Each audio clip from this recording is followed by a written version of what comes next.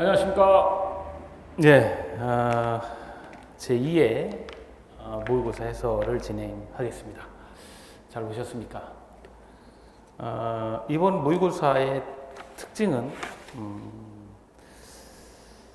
개정된 내용 위주로 문제를 진행을 했고요.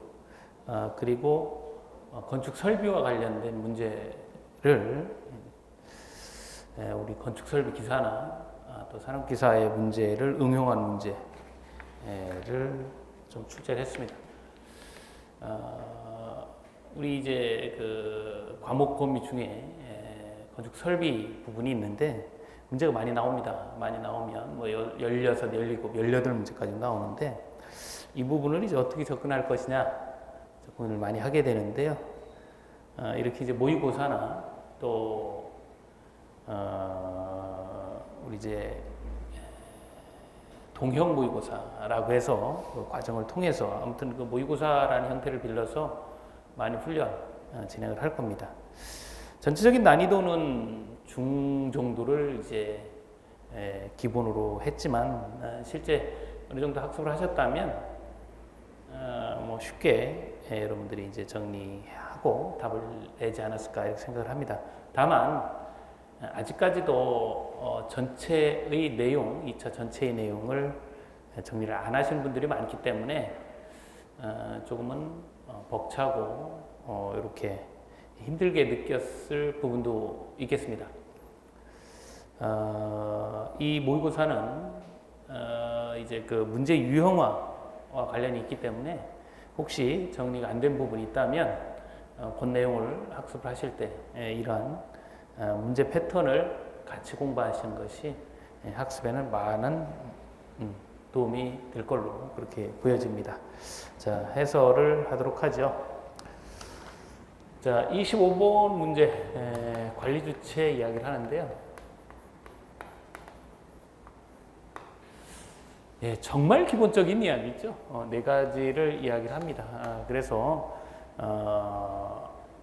1번의 자치관리기구의 대표자인 관리사무소장, 또 주택관리업자, 임대사업자, 또 주택임대관리업자 이렇게 이제 답이 되고요. 두 번째 이제 사업주체의 경우는 다 아시는 것처럼 임계 전이죠. 임계하기 전에 사업주체를 우리는 관리주체라고 합니다. 따라서 2번이 잘못되어 있고 이번에 이제 개정된 부분은 이제 5번이죠. 주택 임대 관리업자의 경우도 시설물 유지보수, 개량 및 그 밖의 주택 관리 업무를 수행한다 하게 되면 관리 주체로 본다라는 거예요. 그래서 요 점을 주의해 둡니다. 그래서 혹시 주관식으로 나오면 이렇게 써라 할 수도 있겠어요. 개정 부분이라서 좀 주의해서 접근합니다. 계속해서 26번입니다. 26번 관리주체 업무죠. 관리주체 업무 자체는 뭐 크게 어렵지 않습니다. 시행령에 6개 그리고 시행규칙, 국토교통부령이죠. 시행 규칙의 4개. 그래서 올해 요 시행규칙의 내용, 그러니까 국토교통부령으로 정한 것 중에 하나가 추가가 됐습니다. 그 내용을 이제 주의해서 문제를 다뤄야 되겠죠. 자, 그래요. 그래서 1번, 2번, 3번 거기 나와 있는 또 요 내용이 이제 시행 규칙에 있던 기존 내용들이죠. 시행 규칙에 있던 기존 내용들이 이렇게 돼 있고 새로 이제 추가된 게 이제 5번입니다. 하자보수, 청구 등의 대행. 그리고 지금 이제 답으로 되는 이 4번은 이렇게 시행령에 있는 내용이죠. 그래서 요거는 한번 이런 패턴의 문제가 나왔었기 때문에 주의하셔야 돼요. 주의하셔야 되고 이게 대통령령인지 국토교통부령인지 잘 모르겠다 이러시면 안 돼요. 요거는 반드시 아셔야 되는 문제입니다. 어디에 있는지 다 아셔야 되고 특히 말씀드린 것처럼 요 하자보수 청구 등의 대행 요게 이제 새롭게 들어갔잖아요. 5번에.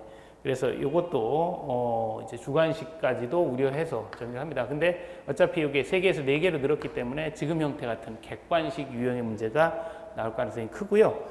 실제 이거를 이렇게 이제 포인트 있게 학습하지 않으면 4번의 답을 쉽게 찾기가 그렇게 쉽지는 않아요. 이렇게 정리를 하실 필요가 있겠습니다. 자, 그 다음에 27번 문제죠. 27번도 등록 말소 등과 관련된 부분이에요. 등록 말소 등. 이 등록 말소 등. 이 등록 말소 등은 반드시 등록을 말소해야 되는 경우, must 뭐 이렇게 이야기를 했죠. 등록 말소 4가지의 사유가 있고, 또 must 영업 정지, 반드시 영업을 정지해야 되는 경우가 있습니다. 그죠? 영업을 정지해야 되는 경우. 그리고 영업 정지를 과징금화할 수 있는 경우가 있죠. 정지를 이제 과징금으로 돌릴 수 있는. 이제 이렇게 구분을 해볼 수가 있는데, 이 문제는 1년 이내의 기간을 정하여 영업의 전부 또는 일부의 정지를 명하여야 하는 것으로 옳은 것은, 자, 이렇게 표현을 하고 있기 때문에 이것은 여기에 해당되는 문제죠. 여기 영업정지. 여기 이제 이게 어느 게 있느냐 이제 그 얘기죠. 자, 그렇습니다. 그래서 이 내용은 영업 1번, 2번, 1번의 경우, 1번의 경우는 이제 반드시 영업을 등록을 말소해야 되는 경우 여기에 해당이 되고, 2번의 경우는 영업 정지, 또 3번의 경우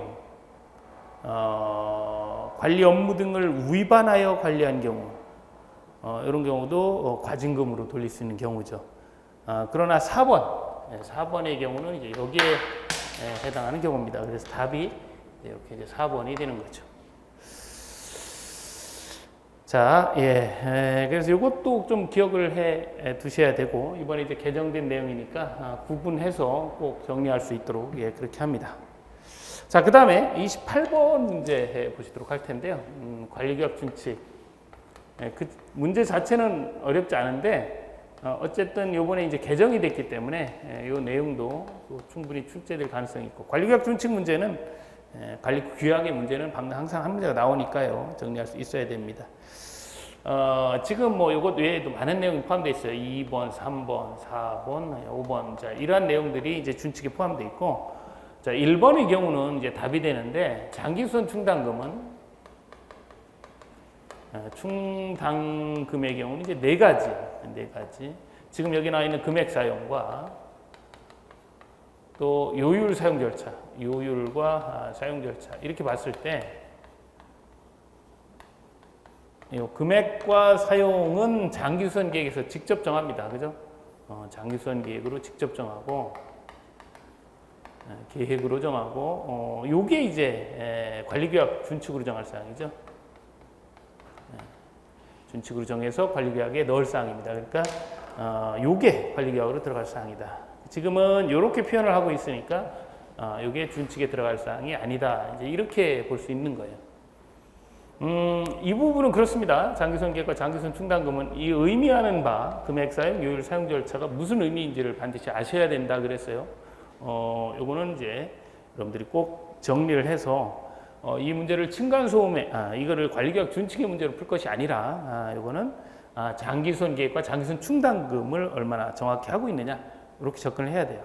자, 그리고 지문과 관련해서 3번, 4번, 5번 이러한 부분들은 이번에 새롭게, 특히 이제 4번, 5번은 새롭게 들어간 부분이기 때문에 그 지문을 이렇게 낯설지 않게끔 좀 이제 보는 훈련도 필요하다 이렇게 볼 수가 있겠네요. 자, 그래요. 이번에 이제 공동주택관리법으로 넘어가면서 이제 법 내용도 바뀌었고 형태도 바뀌었고 이러한 부분이 많이 있습니다. 주의해서 접근이 필요하고요. 자, 29번 문제, 29번. 동별대표자 결격사유죠. 이것도 충분히 출제가 가능하고, 법이 바뀌었을 때마다 시험에 나왔던 부분입니다. 그죠? 결격 사유. 결격 사유 및 자격 상실 사유죠. 자격 상실 사유. 여기에 해당하면 대표자가 될 수 없다. 이제 그 얘기죠. 우리 이제 법령에서 10가지를 이야기를 하는데요. 여기도 보시면 1번, 2번, 3번, 4번, 뭐 5번 부분도 있는데 그 정리를 꼭 하고 넘어가셔야 됩니다. 1, 2, 3, 4, 5 이렇게. 그래서 1번 지금 나와 있는 것처럼 금고 이상형 관련된 법령에 의해서 금고 이상형을 받았다, 실형을 받았다. 그러면 2년이 경과해야 된다. 경과. 해야지 대표가 될 수 있죠. 2년이 지나지 않은 사람은 대표가 될 수 없습니다. 두 번째 금고 이상의 형을 받으면 이것도 이제 관련 법에 의해서예요. 여기 이제 이렇게. 그러면 집행유예를 받았다. 그러면 집행유예를 받았다. 그러면 유예 기간. 유예 기간이 경과해야 돼요. 그러니까 이게 지나지 않은 사람은 할 수가 없습니다. 자, 그 다음에 건축법. 이것도 이제 관련 법령이에요. 그 관련 법령에 건축법, 뭐 집합건물법, 뭐 이런 법령을 다 포함합니다. 예. 그래서 100만 원 이상의 형을 받았다. 이상의 형을 받았다. 그러면 이것도 2년이 경과해야 되죠. 네, 맞습니다. 자, 4번 보시면 선관위원은 안 돼요. 그렇죠? 선관위원은 당연히 이제 그 공정성이나 이렇게 이제 문제가 될 수 있기 때문에 될 수가 없고요. 자, 5번 보시면 동별 대표자를 사퇴 또는 해임한 자. 사퇴. 예전에는 사퇴 해임을 이제 똑같이 봤는데 지금은 사퇴와 해임을 구분합니다.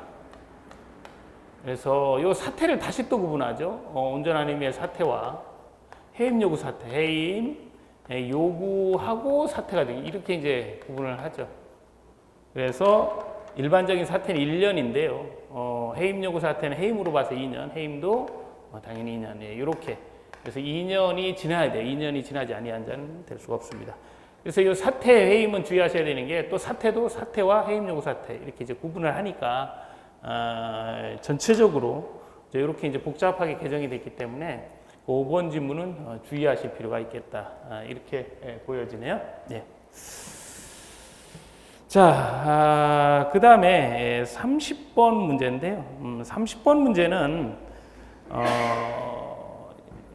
기본적으로 입대 의결사항인데요. 거기 있는 4번이나 이제 5번 이런 내용들 또 3번의 내용들, 이러한 내용들을 이제 주의 있게 보셔야 되는데,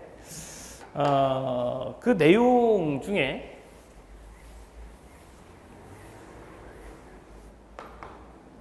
보시면,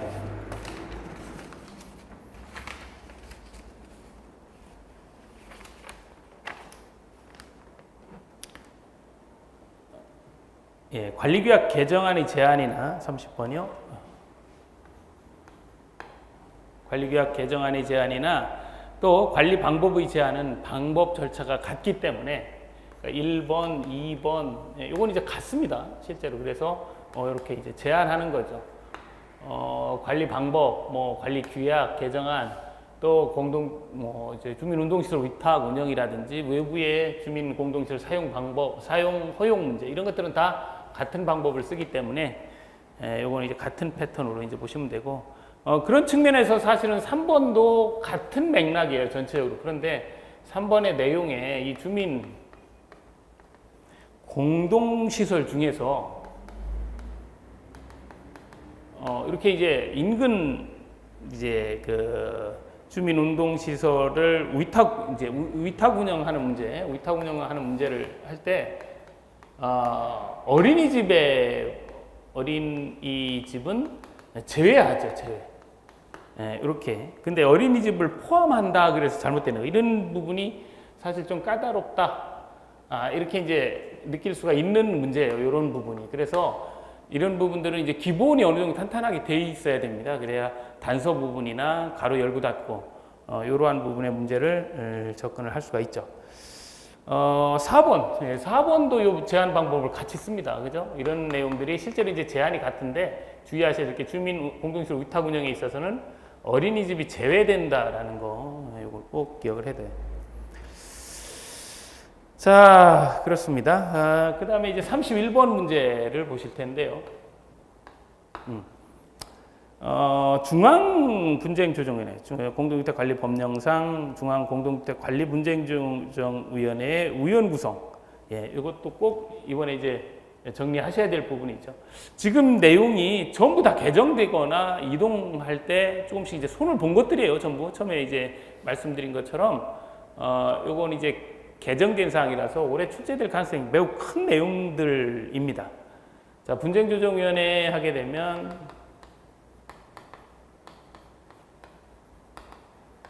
이렇게 이제 중앙도 있고 지방도 있죠. 그래서 비교하는 형태가 학습이 돼야 되고 1번에 보시면 1에서 4급 공무원이죠. 공무원 이야기할 때 1에서 4급 요건 이제 관계 없습니다. 그죠? 지방은. 2번 보시면 부교수, 대학에서 부교수 이상 맞죠? 부교수. 지방은 조교수죠. 이런 내용도 같이 정리가 되고 또 판검 변호사직이 6년.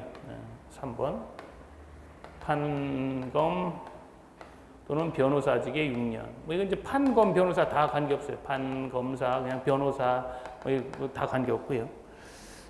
그 다음에 공인회계사 뭐 이런 공인 회계사 등 할 때 10년이죠. 공인회계사 하면 돼요. 공인회계사 그냥 10년 필요하지 않고 이건 이제 지방 그렇습니다.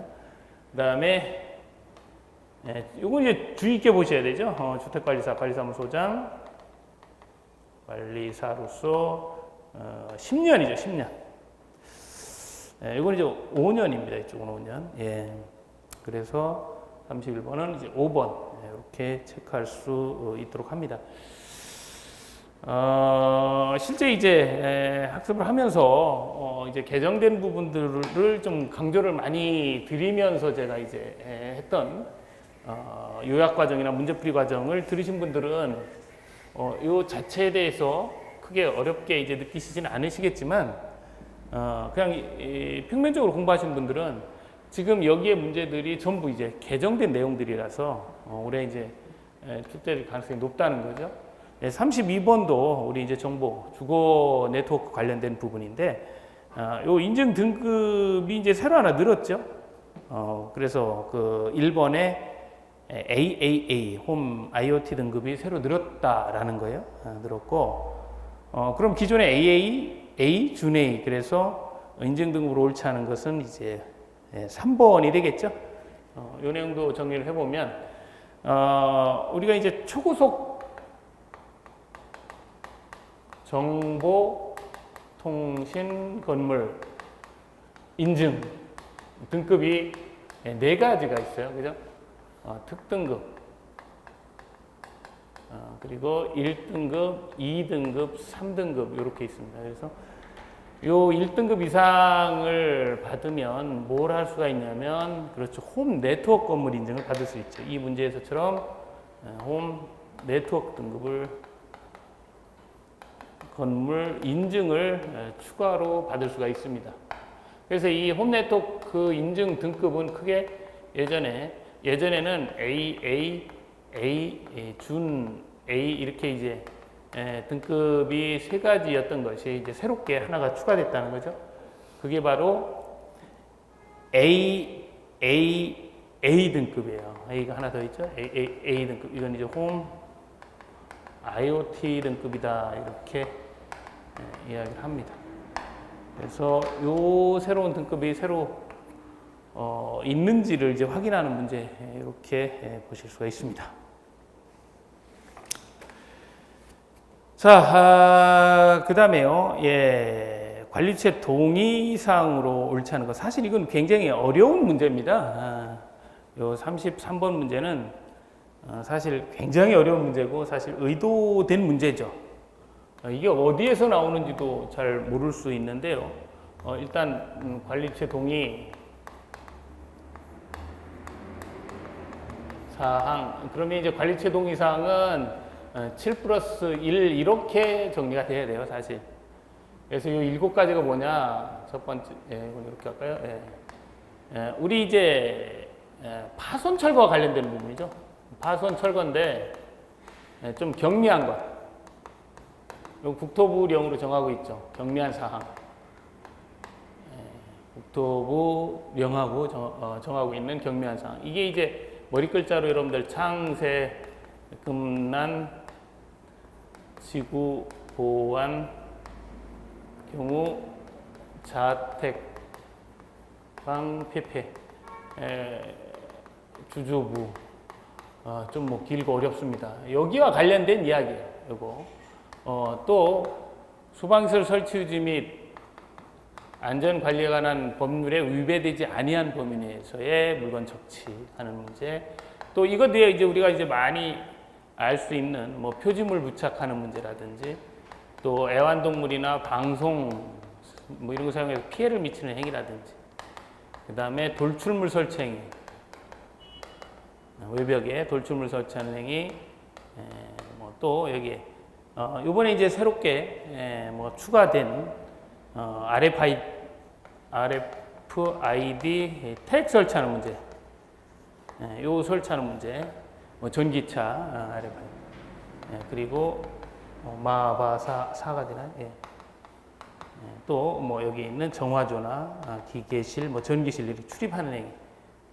이게 이제 기본적으로 하나, 둘, 셋, 넷, 다섯, 여섯, 7가지죠. 7가지고 돌출물 설치 행위와 관련해서는 이제 그 세대 내를 살펴봐야 되죠. 세대 내가 이렇게 이제 설치 공간이 있느냐, 설치 공간이 없어서 밖에 설치해야 되느냐 이렇게 했을 때 요 하나는 요거죠. 설치 공간 요거는 요거죠. 설치 공간이 있으면 밖에다 설치하는 걸 허용해서는 안 된다. 요거는 이제 금지. 그리고 요건 어쩔 수 없이 관리체, 요게 이제 요거죠. 돌출물 설치. 관리체 동의받고 설치를 해라. 이렇게 이제 정리를 하는데요. 자, 이게 이제 기본적인 정리만도 어렵습니다. 근데 이 문제는 어디를 이야기냐면, 여기 이 내용 중에서 그 두 번째 나와 있는 주민 운동시설의 교체. 주민 운동시설은 쭉 여기에 들어있어요. 주민 운동시설의 교체. 주민 운동시설은 다른 운동시설로 바꾸는 거예요. 같은 운동시설로 바꾸는 거야. 그냥 보수하면 되는 거죠. 이건 뭐 특별히 동의받기 이게 아니죠. 있었던 건 그냥 있는 거니까. 다른 운동시설로 바꾸겠다. 그럼 관리처의 동의가 필요하다라는 이야기예요. 그래서 요걸 물어본 겁니다. 요거. 그러니까 굉장히 구석에 있고 단서에 또 단서를 물어본 거라서 이건 뭐 쉽게 답하기는 좀 어렵지 않느냐. 그런데 이런 형태로 문제가 출제가 됐었어요. 바로 여기서 10회 때 이런 형태의 문제가 나왔었습니다. 그래서 이런 것들은 이제 개별적으로 학습하시는 데는 무리가 좀 있기 때문에 문제가 구성이 됐을 때 그 문제가 어디에 나온 이야기고 어떤 패턴인지 이런 것들을 좀 정리를 하시는 훈련을 좀 하는 것이 좀 필요하겠다. 이렇게 보여지네요. 예. 자, 그 다음에 34번입니다. 퇴직연금의 중간 정산 사유. 예, 이야기를 하고 있어요. 예. 중간 정산과 또 담보 제공의 경우는 반드시 이제 정리를 하셔야 되죠. 담보 제공의 경우는 이제 정리를 하셔야 되는데, 지금 이제 이 문제가 퇴직연금의 중간정산 사유 이렇게 표현했네. 요 중간정산 사유를 좀 수정해야 되겠네요. 예, 지금 봤습니다.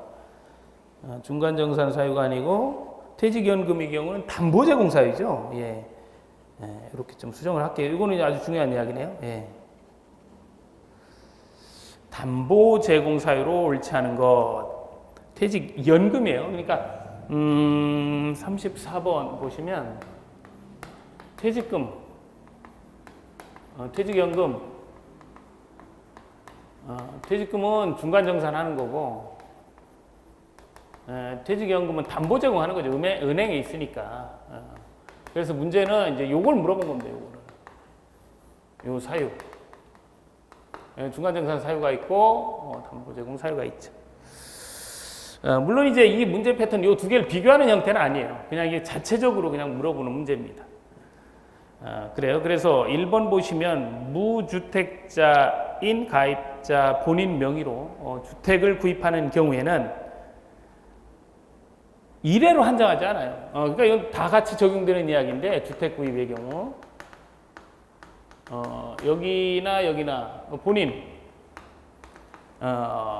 본인 주택 구입은 횟수 제한하지 않습니다. 그러니까 1번이 잘못되어 있는 거죠. 그러나 2번처럼 뭐 전세금이라든지 이러한 것들을 부담하는 경우는 전세금, 보증금 이런 경우는 이례로 제한하죠. 이례로 이렇게 이것도 마찬가지로 이례로 제한합니다. 이렇게. 또 역산 5년 파산 선고나 개인 회생 절차 또 여기 이제 3번에 나와 있는 것처럼 6개월 이상 요양 필요로 하는 경우 뭐 이런 경우는 다 같이 똑같이 적용이 돼요. 지금 보시는 것처럼 6개월 이상 요양 이것도 다 같이 적용이 됩니다. 근데 이제 좀 다른 건 뭐냐면 요 담보 제공 사유에는 뭐가 있냐면 지금 보신 것처럼 대학 등록금, 뭐 혼례비, 일정 경우에 장례비 이런 것들을 담보 제공 받을 수가 있어요. 퇴직금 중간정산 사유로 좀 독특한 부분은 급여가 이제 임금 피크를 지나고 나면 급여가 줄어드는 경우가 있어요.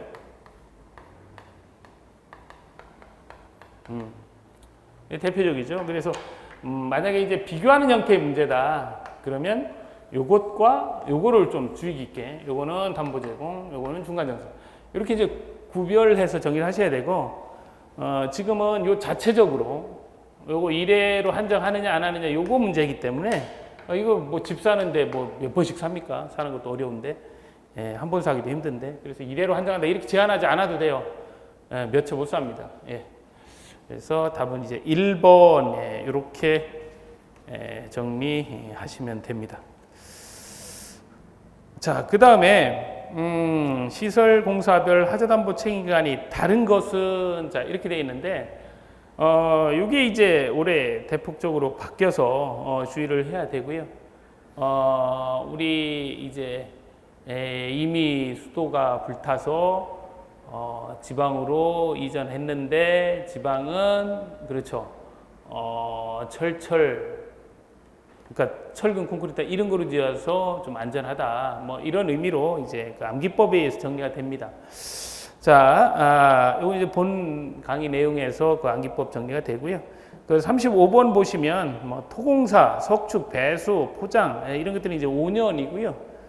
여기 나와 있는 울타리 공사의 경우는 3년이에요. 울타리 공사는 3년. 주의를 합니다. 35번은 2번 이렇게 선택하시면 되고.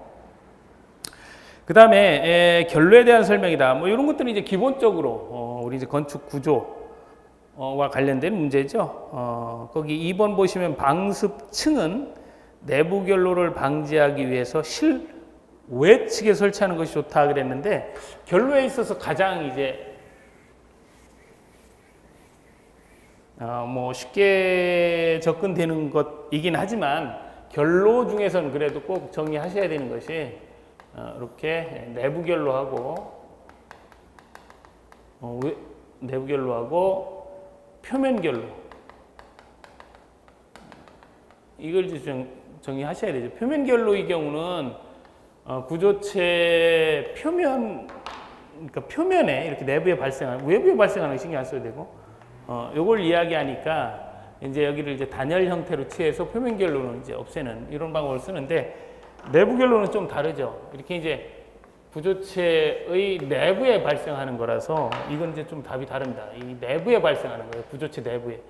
그래서 이거는 여기 아무리 단열을 한다 그래도 요 단열층과 요 구조체 사이에 결로가 계속 이 물이 스며 나올 수 있기 때문에 이건 바람직한 부분이 아니죠. 다만 여기에 이제 방습층을 이렇게 설치하는 거는 괜찮은 방법이죠. 나와서 방습층이 이렇게 나가니까, 그죠? 그래서 방습층의 경우는 내부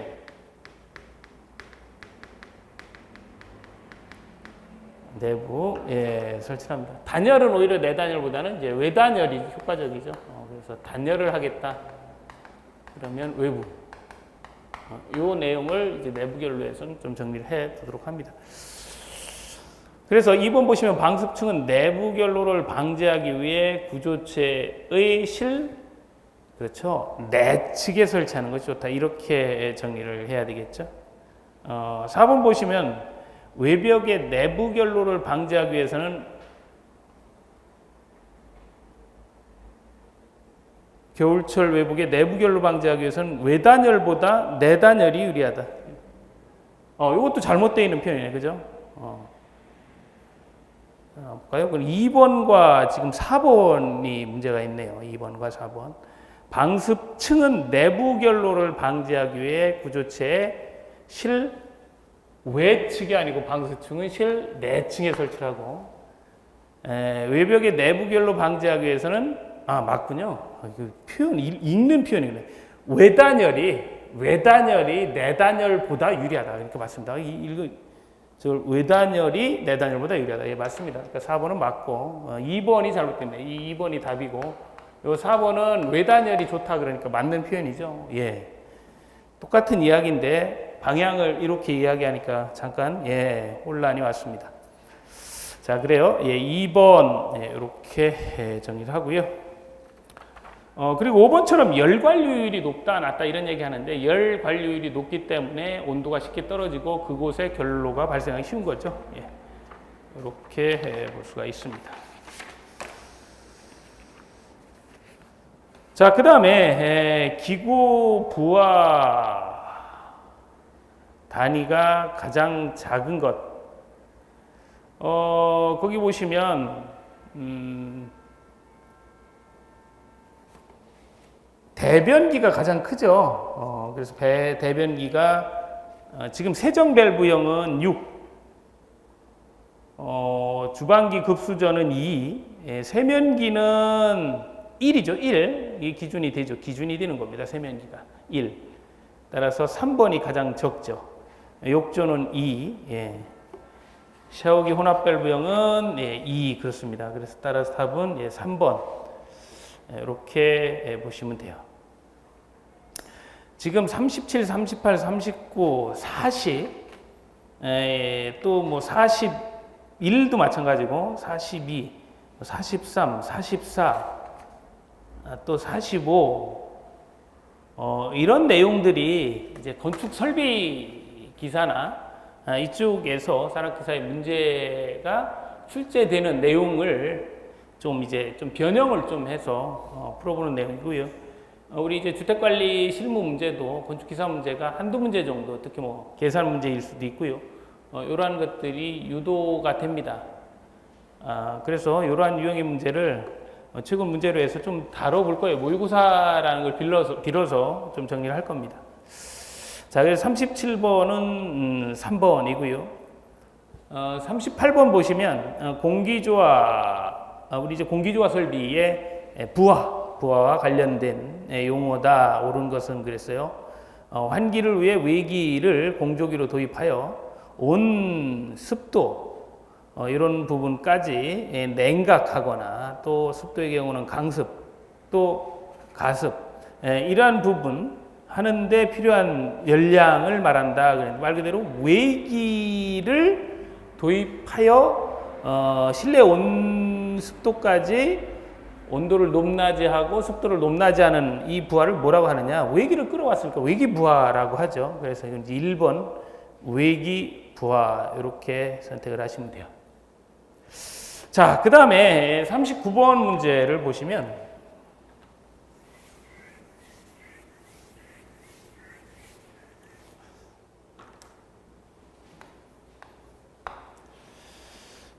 간접가열식 급탕구 이거 많이 나옵니다. 그리고 이거는 기본적인 메커니즘만 알면 쉽게 정리할 수 있는 부분인데 우리가 이제 간접이 있으니까 비교되는 부분이 이제 직접 가열이죠. 이게 어떻게 이루어지는 건지를 알아야 돼요.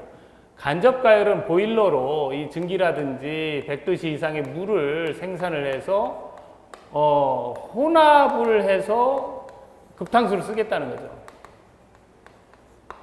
직접가열식은 보일러에서 직접 급탕수를 빼겠다는 거예요. 그러니까 여기는 이 급탕수는 이 증기 같은 경우로 또 하게 되면 혼합을 할 수 있기 때문에 많은 양을 공급할 수 있다는 거죠.